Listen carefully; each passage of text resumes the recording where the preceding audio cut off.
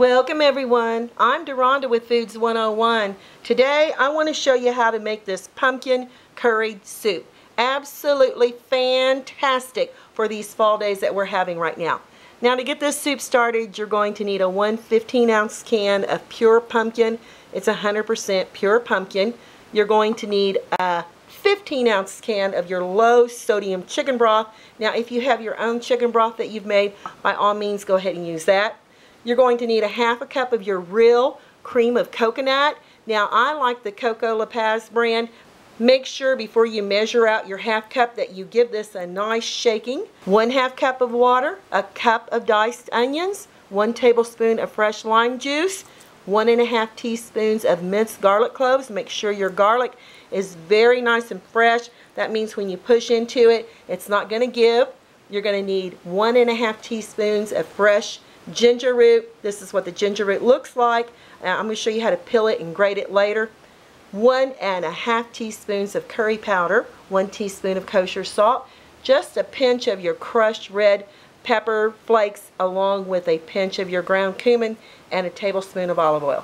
Alright, let me show you how we're going to get the onions and the olive oil sauteed. In a large Dutch oven over medium-high heat, I'm adding the olive oil along with the minced onions.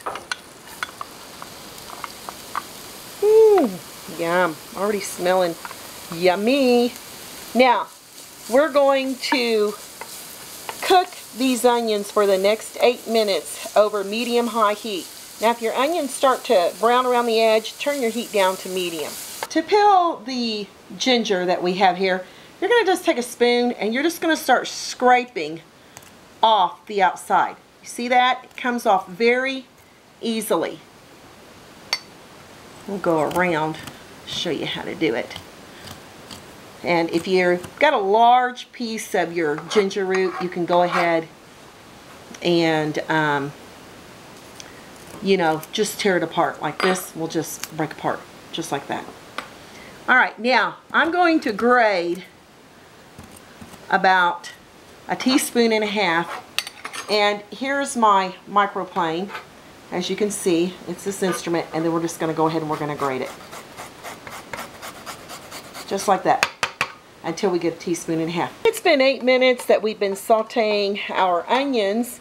Now we're going to add, looky there at that ginger and the garlic. Isn't that beautiful? Those beautiful colors. Now we're going to saute these for the next minute along with the curry powder, the crushed pepper flakes, and the cumin. We're just going to toss them around for a minute because you don't want your garlic or your ginger to burn. You just want to heat it through so all those oils can release. And oh my goodness, if you could smell these aromas right now. Oh, this is going to be one fantastic pumpkin curry soup. Whoo! I wait for this every year. I hope it becomes your tradition too. The minute's up. Now we're going to add the water along with the chicken broth. And you're going to turn your heat back up to medium-high. Add your pumpkin. And you want to bring this to a boil. The whole can. What's so great about this soup is you can add your pumpkin. You don't need to store any of it. It all goes right here in your soup, so you have no leftovers from your can. And the same with your chicken broth. Okay, you're going to give this a lovely little stirring. Get those ingredients all incorporated. Now if you want to use a whisk, you can do that too. And look how beautiful that color is on there. Now we're going to bring this to a boil, and then when we bring it to the boil, we're going to add the lime and the salt and the other flavors. Oh yeah. The soup has come to a boil. Now I'm going to turn this down to medium-low, especially if you're using a heavy bottom saucepan. And we're going to add the salt along with the real coconut cream. Make sure you get it all in there. And we're adding the fresh lime, as you can see. That's pretty juicy. This is my lime squeezer. Absolutely love this concoction. Woo! And I'm going to add both halves. So you're looking for about a tablespoon. Just like that. And now we're going to simmer this for the next 25 minutes.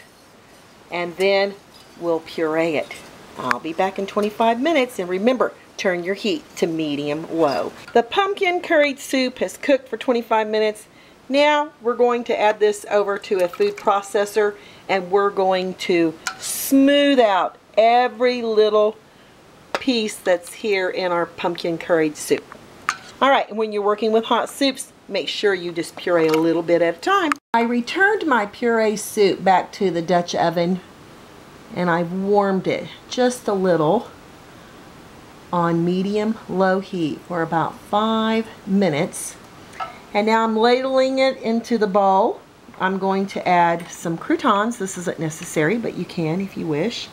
I'm going to add a few chives, or you can do green onions, and a dollop of whipped cream.